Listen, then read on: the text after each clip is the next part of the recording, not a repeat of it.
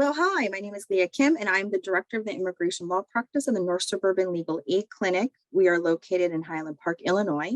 We provide free legal services in the areas of housing, domestic violence, and immigration.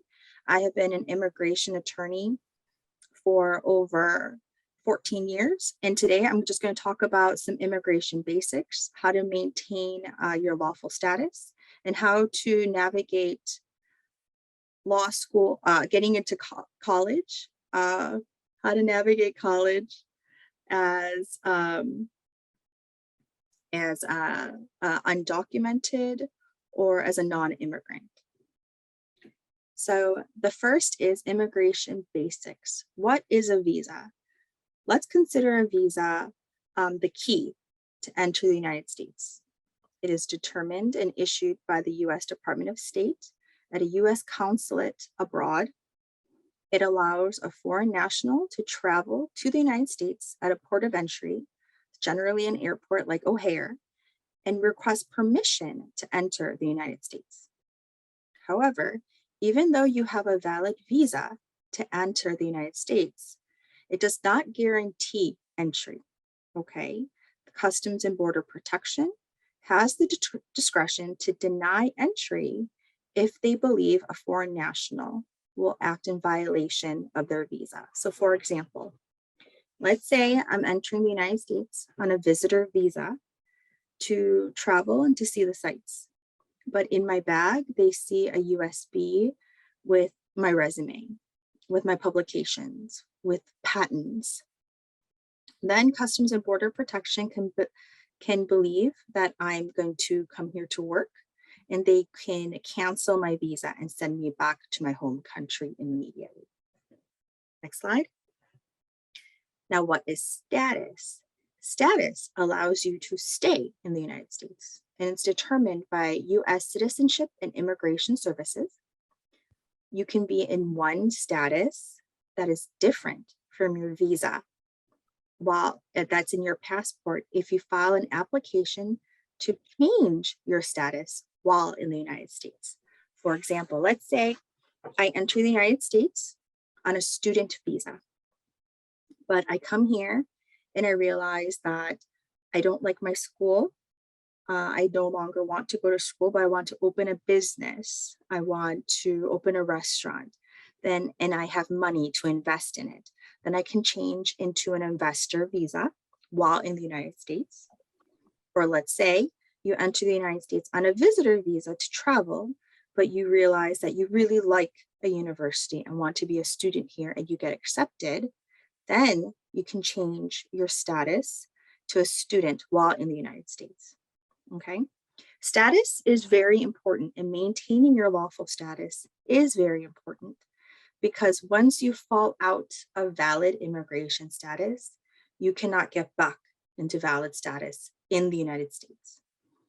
Also, if you overstay your allowed period of stay in the United States, you start accruing something called unlawful presence.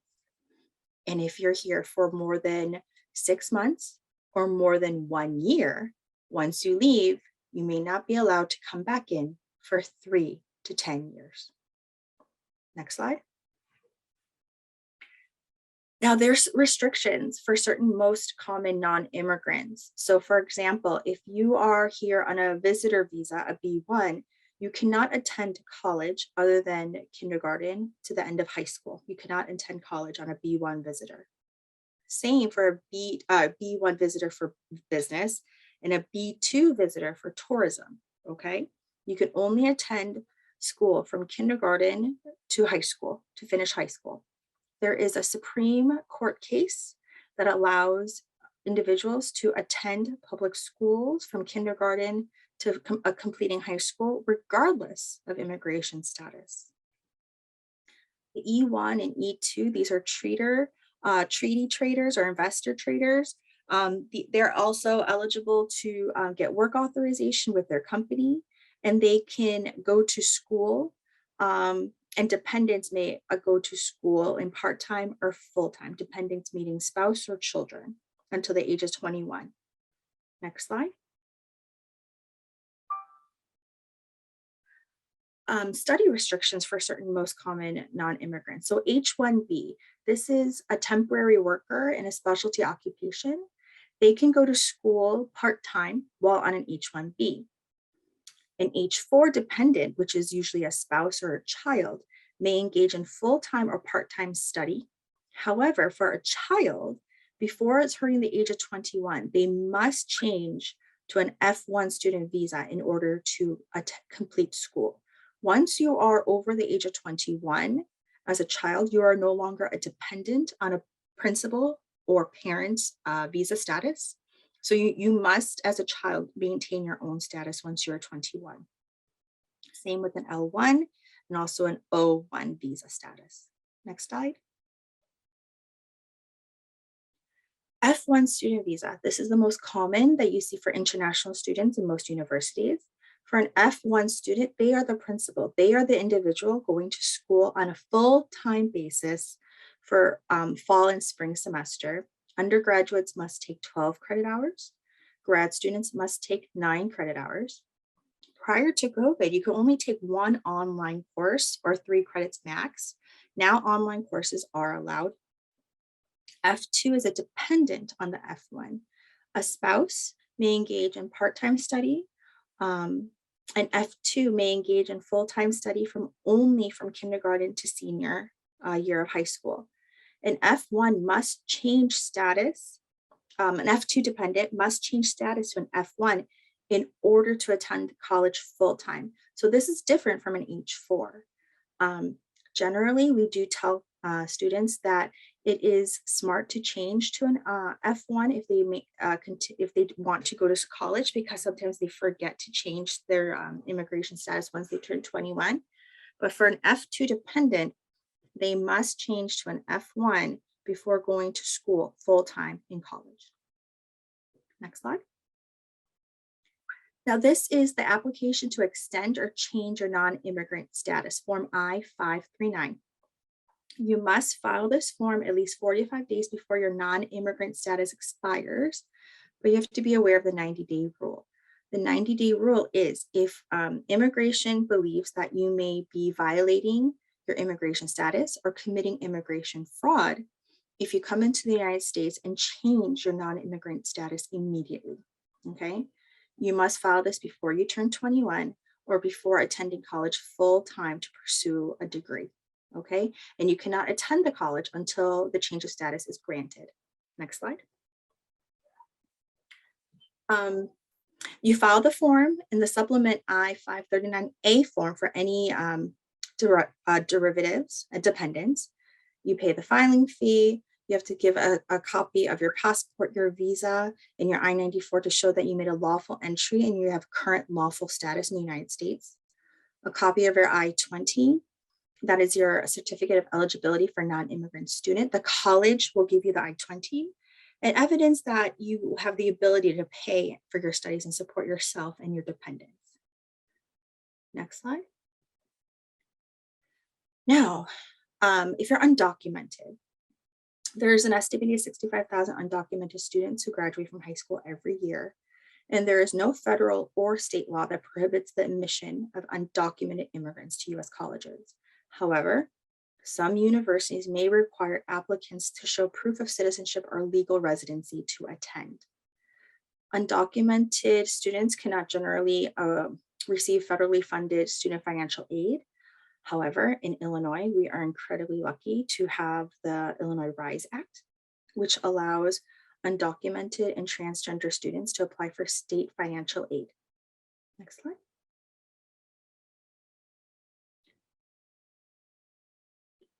We always tell our clients to always get screened to know what your legal options are. Even if you're undocumented, you will be very surprised that you may be eligible for certain forms of immigration relief, such as if you fled your home country based on persecution or fear, if you're a victim of a crime, if you're a victim of domestic violence or trafficking, if you have family members who are lawful permanent residents or citizens, or if you're a minor under the age of 18 who has been abused or abandoned or neglected by at least one parent. Next slide. And of course, we always tell our clients to please be careful of immigration scams and fraud.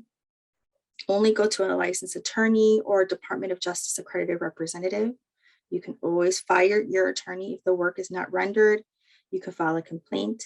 Always get copies of your paperwork, okay? And always get a second opinion, because a lot of individuals say that they're experts in immigration law when they're not. Slide. And if you have any questions, this is my contact information. Please feel free to contact me. Thank you so much. Good evening, everybody. My name is Eric Ruiz. I am the Director of Admission at the University of St. Francis in Joliet, Illinois, a little bit south of you all. And my goal to be able to talk about, I'm going to dive a little bit deeper into the undocumented world, especially trying to see what how schools are essentially acting with our undocumented students, how they can help you, and all that. And then in general, how to be able to navigate the application process and the things that you should be asking yourselves and all that. So please feel free to ask any questions in the chat so that we can answer them at the end. Or you are able to unmute yourselves for that. So I just wanted to let you all know about what I'm going over, the terminology, the college search process, as well as how to understand what a campus, if the campus is a great fit for you. So evaluating the campus environment and all that. So in regards to terminology, just wanted to be able to determine, and I always bring this up because I come from a family that was undocumented as well, and they were also not necessarily referring themselves to any kind of positive terminology. So the terminology that we're using is essentially undocumented. Some people have tended to say that they are illegals or things like that, but we do try to stay away from that kind of terminology. There's not a person that is illegal. Undocumented is what we want to be able to stick to, or documented for those that are eligible for DACA. As well as if you were thinking, if you were coming from a mixed status family, that maybe some are U.S. citizens and permanent residents and some are not, a mixed status family type of thing. So want to be able to put that up front, be able to let you know, no school or no college or university should connect with you in any other kind of terminology. Nobody should be able to come up to you and say, like, do you have papers or anything like that? What we usually say, what we usually hear, the street talk and all that. So we want to be able to know the proper terminology and the respect for each other as human beings. So when it comes to looking at colleges and universities, and trying to figure out how do we start this process, and what can we do? How do we pay for it? That tends to be our biggest conversation when it comes to first gen students, especially those that are non-U.S. citizen or non-permanent residents of any sort. So the things that we need to be able to talk about would be how to pay for it. That would be scholarships. Scholarships that are based on academics, based on talents, whether you're an athlete or an artist, or if you sing or anything like that.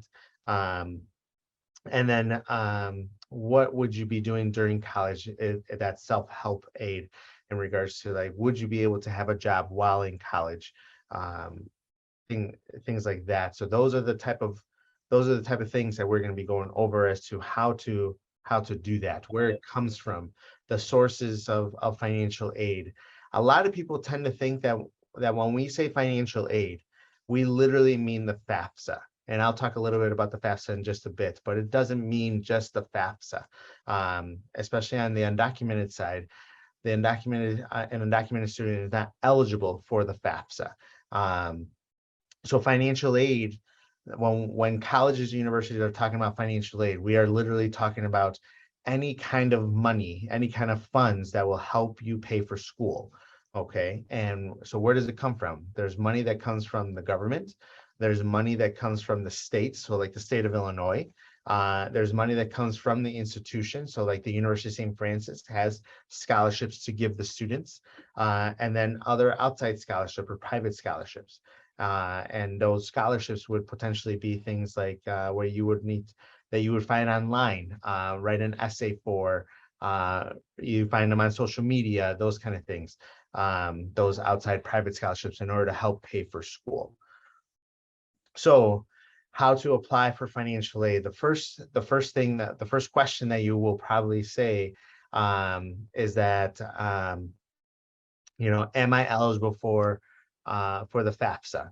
And if anybody doesn't know what the FAFSA stands for, it stands for free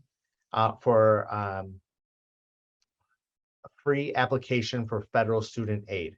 So that, notice that first term, free. Okay, we've met many families that unfortunately have met with other people that would help them with their FAFSA application, and they paid them money. But this application's free. Okay, so please try not to get into that into the mode of paying people for doing these things. Looking for colleges and getting information is not going to cost you all that much. It shouldn't cost you all that much. It might cost you money to apply for a college. It might cost you money to do certain specific things for the individual college or university, but to be able to research and to be able to try to apply for financial aid specifically, it is free. Okay. If you are not eligible for the FAFSA here in the state of Illinois, and if you go to a school or interested in a school in the state of Illinois, we have the alternative application for Illinois financial aid. So what that means, it's the RISE Act is what we refer to. And what that means is that is an application for students that aren't able to apply for federal funding. And what this gives you the opportunity is to be able to get Illinois state funding. In other words, the MAP grant, if any of you have older siblings that go to college. The MAP grant is there to help pay for colleges. And then after we determine whether we are able to do the FAFSA, whether we're able to do the RISE Act application, then there's possibility of other institutional forms in order to figure out what your financial need is. That's another terminology that you will see when you're looking at these colleges. What is your financial need? And basically what that means is that how can we determine how much you and your family need in order to get to college? If you have high need, you need as much help or as much money as you can get to help pay for college. If you have low need, that means that that you may not need as much help in order to get to college. And these forms, these applications help you to get to that answer. Okay, there's different specific questions, usually with taxes, tax information, income information, household information. It's not just based off salary, which a lot of people tend to think it's based off of how much money somebody makes. That's not the case, because somebody could make $100,000 and just be the parents are just the husband and wife, the dad and the mom, and one child, versus another person that makes $100,000 and it's a mom and a dad with 5 children. It's a very, very different household situation. Therefore, that need is very different. Okay. So a little bit further into the RISE Act application. This is a free application as well. It is through our Illinois Student Assistance Commission, our ISAC website. Your guidance counselors at Stevenson High School should know how to get to this. Otherwise, the colleges, especially if they're in Illinois, we should know where those websites, where the application is at. Now, to fill out the FAFSA, you would be applying to see if you're eligible for a government grant like the Pell Grant or SEOG grant. That's free money. Grants are free money for you to help you pay for college, right? And then there is loans, federal loans. Okay, on the RISE Act application, It is not any of those. It is the MAP grant specifically. Okay. And that potentially this year could go up to $7,000. All right. So $7,000 is quite a bit of money that can help you pay for college. So if you believe that you might be eligible for the RISE Act application, or if you're not sure, talk to us. But if you know that you got to fill that out, these are the 5 criteria, okay, that you want to be able to see that makes you eligible for the RISE Act. That is, you lived with your parents while you went to a school in the state of Illinois, that you graduated from a public or a private school in the state of Illinois, and would have attended a school in Illinois for 3 years at some time throughout your life. It doesn't have to be 3 years in a row. It could be first grade, 5th grade, and then senior year of high school. 3 years in the state of Illinois. Okay. As well as if you're going to apply for the RISE Act application, you're going to want to fill out an affidavit, and that's affidavit basically says that I promise that if there is ever a pathway to permanent residency or citizenship, that I will do my best to take that path. I think the affidavit is a little silly because I've never met somebody that didn't want to do that. But that is part of the requirements for the application. And then has not made established residency in another outside of Illinois. So it's not, what that's saying is that it's not, you're not wanting to go and get a phone bill or an electric bill in an apartment in Indiana and then come back to Illinois. Okay. So we wanted to be able to benefit Illinois, people that are residents of Illinois. So that is one way. The RISE Act application is one way to be able to try to get funding or help with free money in order to help pay for college, right? Other ways that you would be able to get help with college, help pay for college, is scholarships. The easiest thing to be able to get is going to be your academic scholarship. So that is, you go to school, you turn in your homework, and most of the time your homework is part of your grade. Okay, if you turn in your homework and that is the best grade that you can get, great. The higher your GPA, the higher the scholarships once you are able to get accepted into the institution. Not every school has scholarships, and every school, if they do have scholarships, they're all different. Okay, one of the things that you want to keep in mind is that if you are getting a scholarship from one school, let's say you get $20,000 from one school, and you apply to a different school and you get $15,000, that does not mean that the school that gave you $20,000, it doesn't mean that they are just giving you more money. It doesn't mean that the school essentially wants you more than the one that gave you 15,000. Right? Because I'll get phone calls saying, like, this school gave me more money. Do you guys want me, or do they want me more? Right? It has nothing to do with any of that, because what you aren't taking into consideration is how much the cost of the school is. Most of the time, if it's a higher scholarship, look at the tuition. It might be a higher tuition. Okay. So we want to be able to be aware that we're not just choosing a school based on who gave us more money. What you want to be able to do is not ask the question, how much do you cost? You want to ask the question, how much is it going to cost me? Okay. Once you ask that question, how much is it going to cost me? We have to go through this process of figuring out, well, how much money can we give you? Okay. There are other different types of scholarships.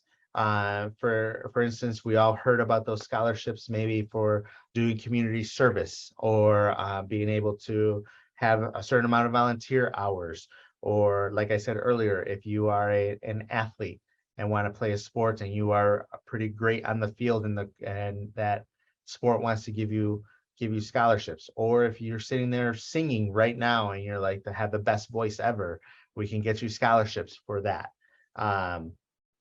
For those that are undocumented, There are many schools in the state of Illinois that have developed undocumented scholarships specifically. So like, for instance, St. Francis, if you're undocumented, we have our academic scholarships, we have our athletic scholarships, we have our talent scholarships, and then we have scholarships specifically for those that are undocumented, right? And we would be able to help you close that gap on that bill to help you pay for school. If for those of you that are international students or international families, right? There could be scholarships specifically for you. Okay. Sometimes there are schools like us, like St. Francis, that will say all of our scholarships can go to any student if they're a student that is a U.S. citizen, a student that is a undocumented, or a student that's undocumented, or I'm sorry, an international student. So there are many times where schools will develop these scholarships specifically for those students because they're trying to bring them in and they want to diversify their campus. Okay. And then there's going to be those private scholarships. So these are those scholarships that maybe your guidance counselors at Stevenson would be able to help you with that. They should have a list in their office of different scholarships they've come across in the past where they would be able to say like, hey, try to apply for these scholarships. This deadline is coming up. And it could be based on the town where you live in. It could be based off of the county where you live in. It could be based off of the Chamber of Commerce that's in the area. It could be based on the hospital that's close by to you, and they want to help out the community, right? One of the things that I would encourage you to remember is to not just let a scholarship go based on assumption, right? Sometimes we have, like, for instance, here we have a scholarship through our Silver Cross Hospital. And when I share this, the Silver Cross Hospital scholarship, a lot of people tend to think, oh, it's a hospital, so it's only for doctors and nurses, those that want to be going to the health field. And that's not the case. Really, all they wanted was for those people that live in Will County, because that's the area the hospital serves, right? So anybody from any major that lives in Will County can apply for that scholarship. So I would encourage you to not make those assumptions and say, yeah, maybe I can apply. Let's look at the criteria. Okay. One of the things before I move forward, one of the misconceptions that people have about scholarships, sometimes when I'm sending out these different scholarships and to different students, I'll ask them, I'll send it out, and then all of a sudden the deadline passed and they did not apply. The student did not apply. I'll usually get two responses. One is that I didn't have time because I'm so busy, right? I understand your lives are super busy right now, and we are asking for a lot of information. You're trying to finish up high school, those kind of things, but these scholarship applications would have taken about 45 minutes to an hour in order to complete. And when you say not sure about the time, if I have enough time, my question is how long, because these scholarships are usually for $500 or $1,000, let's say. You should ask your parents, or parents, you should ask yourselves, how many hours do I have to work in order to bring home $1,000, right? So applying for a scholarship that takes 45 minutes, for the possibility of getting it is, it's not that much time to do it. The other thing that I'll get is that I wasn't sure if I was going to get it. I wasn't sure if I was going to get it. I feel like a lot of people were going to apply, so I wasn't going to get it. What I can promise you is that if you don't apply, I promise you will not get it, right? You will only get it if you try and you're one of the recipients. So the idea is to be able to practice. There was one year where, or one student that I know, that throughout 4 years, she applied to 312 scholarships. 312, that's a lot of scholarships to apply. Most students apply to maybe 2 to 4. Okay, but she applied to 312. And then the next thing that you should be asking is, well, how many did she get? How many scholarships did she get? And most people will say, oh, she probably got like 20 or 50 or 70. She only got 9 scholarships of the 312. That means that she got 303 times she applied to 303 scholarships that they said no. If she was discouraged, which a lot of people get discouraged after they get their first no, okay? If she was discouraged, she would have never continued to apply for more scholarships. But when she applied for that last scholarship, that 312 scholarship, that was her 9th scholarship she received, the final one she got, and that paid for the rest of her college career. Okay, so I think it was very much worth it going through all those applications to be able to get to that point. Okay, so don't give up on that. They are everywhere. Actually, students, if you are looking on your phone right now on your TikTok and things like that, the scholarships are there. Just search for them. Okay. So just some quick tips on parents. And then I'll talk about students, what you can do. On the parent side, mom and dad, if you can sit down and have a real conversation with your son or daughter about preparing for college, paying for college, what can we afford? What can't we afford? What are my doubts? Write down those doubts, and then you reach out to people like me, and then we would be able to answer those questions, and we'll be able to see how we can clear up those doubts. So we want to be able to make sure that you feel good about this process. This process is not supposed to be scary. This is supposed to be a very fun process about searching colleges, right? So you want to make sure that you take care of those doubts. Have that conversation. What are the questions that we have, that you have? When you go and talk to a college and you speak another language, right? If you si hablas español, then ask for somebody to speak Spanish at that institution, right? There should be somebody there that speaks that native language that can help you, so you can feel comfortable asking your questions and feel comfortable understanding the answers, right? You got to understand that every institution is different. They're going to have different deadlines, different regulations, different rules. You want to talk to each one and write it down separately for each one, and be able to say, okay, what do I need to focus on for the University of St. Francis? What do I need to focus on for DePaul University? You know, those kind of things. What do I need to focus on for the University of Illinois? So you want to be able to write everything down, and if you don't understand, ask the question. Okay, let us repeat ourselves. On the student side, for those of you that are students, it is super, super important that you connect with your guidance counselor, in a way that they can get to know you for what you want. They can get to know you for, what are your aspirations? What do you hope to do when you grow up, or things like that? Look at different institutions. There might be institutions that you're like, I really want to go there because I saw them on TV, or I really want to go there because they look cool from when I drove by. All that I ask is get inside the campus, get on the campus, visit the campus, and see how you feel. See what the nightlife is like. See how are people talking about the same things I want to talk about, right? So those are the things that you want to be able to ask. What is the admission process? Okay, I just finishing up just the last slides, and be able to share with you. Basically, all I'm saying is, whatever doubt you have, please ask your questions. Okay, everyone else has those same questions. We talk about these things every day. You should not be shy about these questions. And if you are shy, talk to someone like myself. Let us know that you're shy. We will help you ask the questions that you should be asking. So, so with that, I think I'm going to go and